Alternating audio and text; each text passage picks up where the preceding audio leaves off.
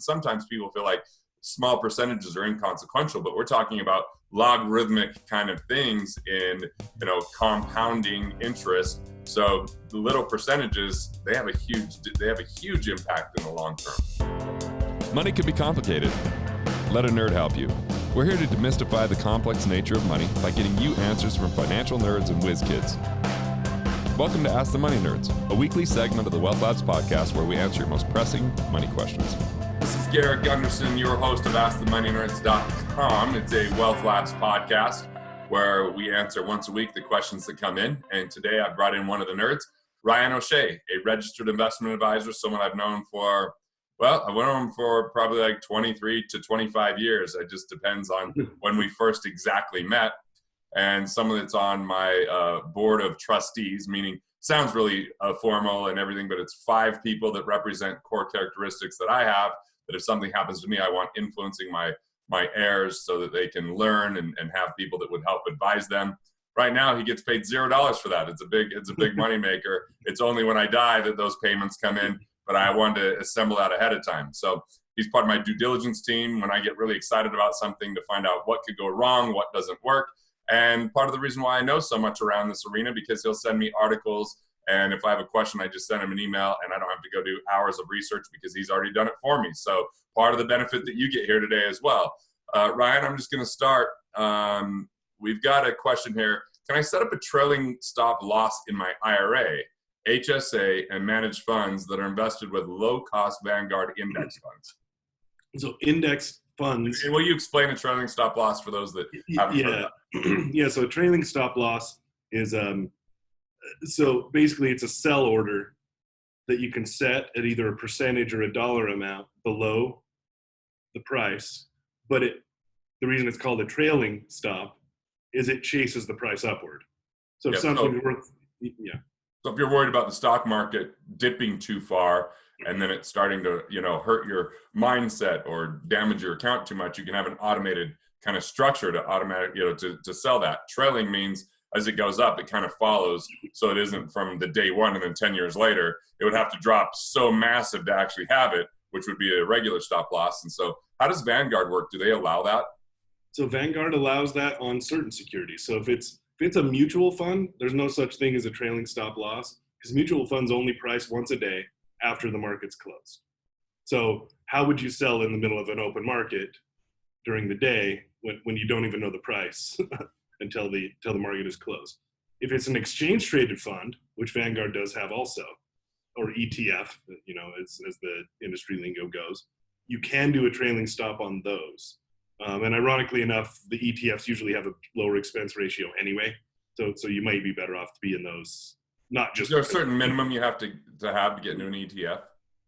No, maybe $1,000 with some. But why would someone do a mutual fund or over the ETF? Is there a reason? Certain mutual funds, especially places that are like low cost leaders like a Vanguard, their regular old mutual fund will be very low cost because it's designed that way. Mm-hmm. So it would be competitive with the exchange traded fund.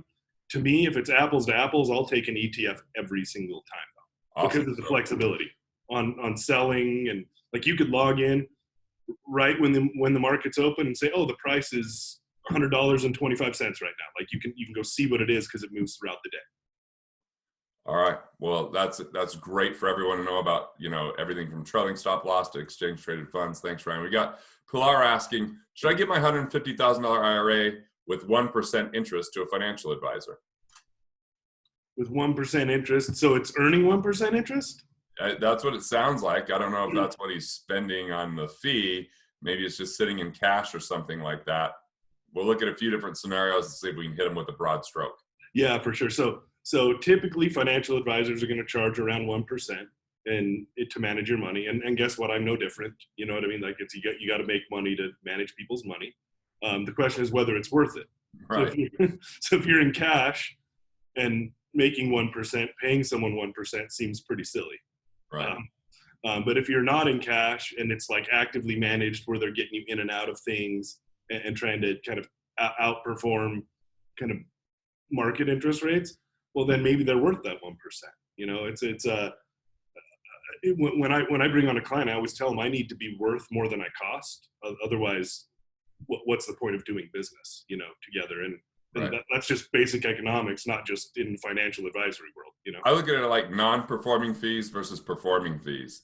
Like some of the non-performing fees to me is like a 12B1 fee that's for marketing costs for the, mutual funds, or some of the admin and legal fees, and some of the high expense kind of IRAs and 401k administration, where we've finally seen those kind of costs come down. And I know that a lot of the IRAs that charge a lot less, not necessarily on a percentage, just a flat fee for a year or a minuscule amount compared to some of these others. And those have a huge difference, because those are kind of the things that if you have, someone like you, Ryan, that's like a financial detective, find that money, it's found money that goes right into your pocket. And sometimes people feel like small percentages are inconsequential, but we're talking about logarithmic kind of things in, compounding interest. So the little percentages, they have a huge impact in the long term.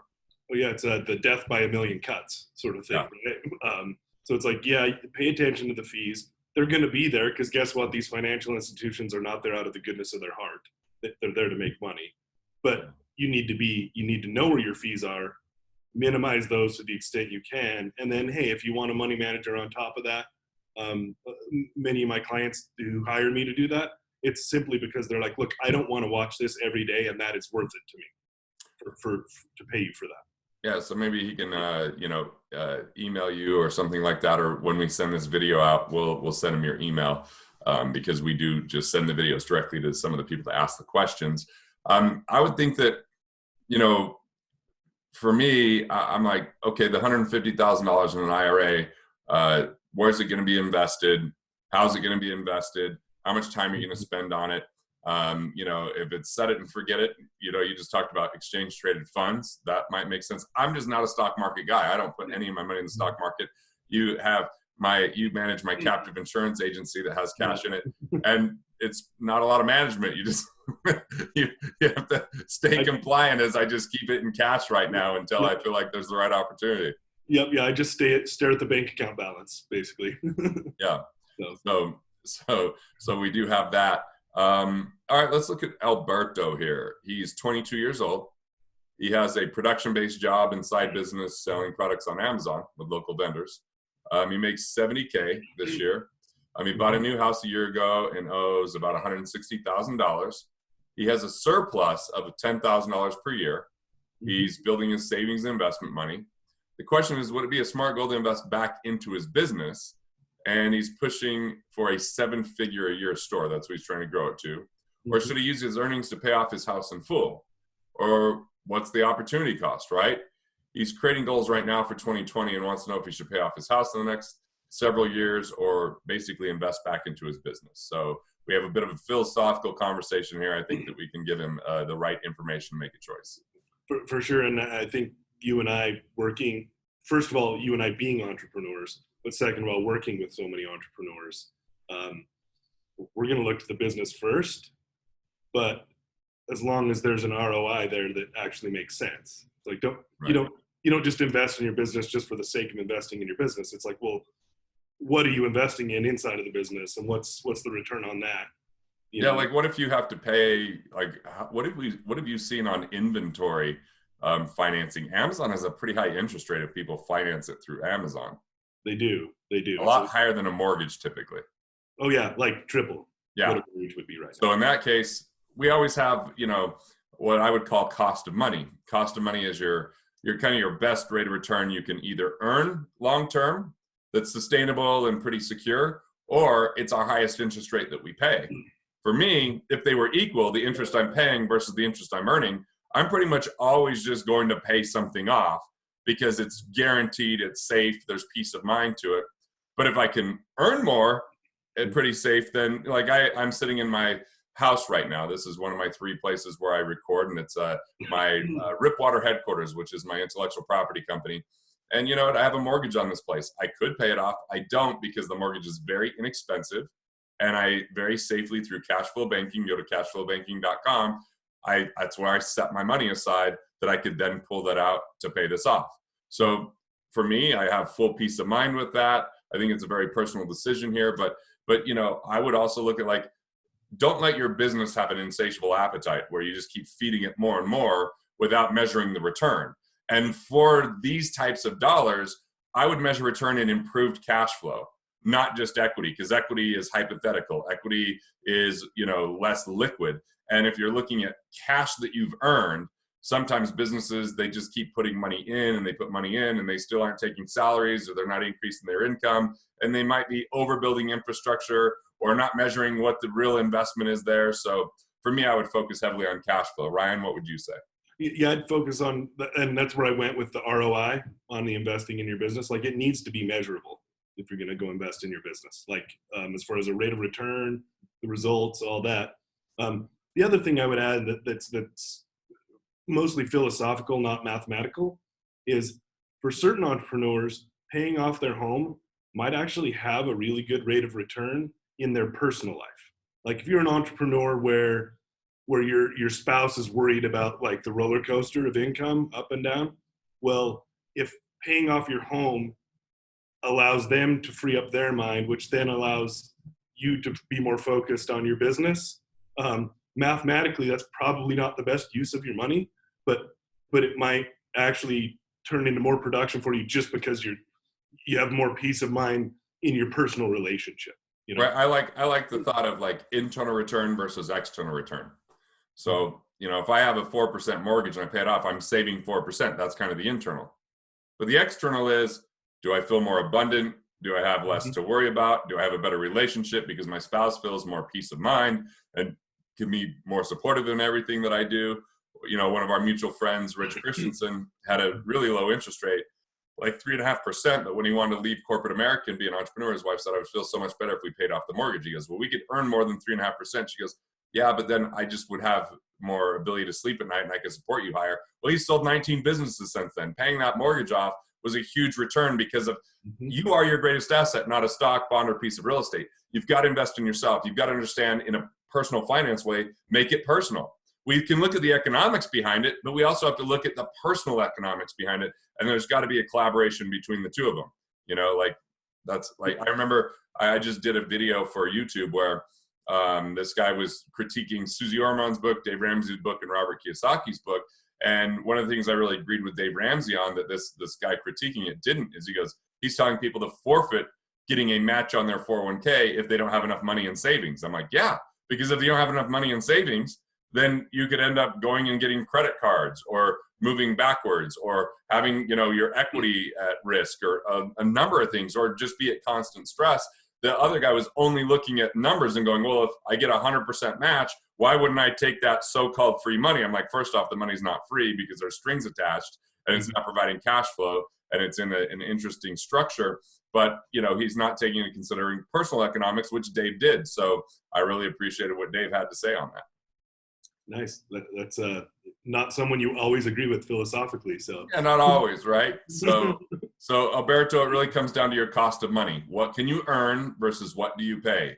What is your cash flow and how do you feel? So if paying it off doesn't matter, you're not going to stay in your home long term, maybe that's not a big deal. Maybe paying that off gives you a whole different level of peace of mind around it, so it might make better consideration. But just make sure you have 6 months liquidity, 6 months set aside before you aggressively attack that. And I would actually look at cashflowbanking.com, put money into your cash flow banking system instead of putting it directly into the paying down an amortized loan, because an amortized loan, as you make extra payments, it lowers the balance, but it doesn't, and shortens the length of the term, but it doesn't lower the payment. You're still in a fixed payment. So I call that equity gel. What if you kept control of that money, maximize the tax savings, maximize the cash flow opportunity, and then you can choose. Maybe a good thing comes up for your business. You've got the cash to invest in the business out of your cash flow banking system, or to pay off the loan. So you have more options. And I think that's key, is having more options. Yeah, and the way I've heard you describe this before, Garrett, is method versus objective, right? Absolutely. If the objective is to pay off your home, that's fine. What's your method to get there? Right. And making extra payments might not actually be the best way to get there. It might be just building a bucket of cash and then writing a check one day and being done. And, Ryan, it's not our job to convince people whether they want to pay off a mortgage or not, right? Like, that's a personal preference. Mm-hmm. We've got advisors out there. I'm trying to think about Rick Edelman just says, you got to have a mortgage as a tax deduction. But I'm like, it doesn't make sense to spend $1 to save 30 cents. You've got Dave and Susie saying, you've got to pay off your mortgage no matter what. You've got Robert Kiyosaki out there saying, you should leverage debt to the hilt, right? So who's right? Well, look, they all have their points, but we have to look at what does it economically make sense based upon what you could earn versus what you pay, and how do you personally feel with personal economics versus the actual economics of the deal. And then you make choice with those options. But then a lot of them have their own methodologies. We don't have a specific methodology that everyone follows. We look at the objective and say, what for your situation gives you the best methodology to get there? The most options, the most liquidity, the most tax benefits, those kind of things. And I think that's really the key here. So I appreciate the couple questions that we went through today. Ryan, thank you for your time. We'll be coming back, and we've got a couple more questions. So you'll be on future episodes as our resident money nerd, as a registered investment advisor. So thanks, everyone. Be sure to go to askthemoneynerds.com to ask your questions, and then we'll have you on the show as far as bringing up your question and getting you an answer.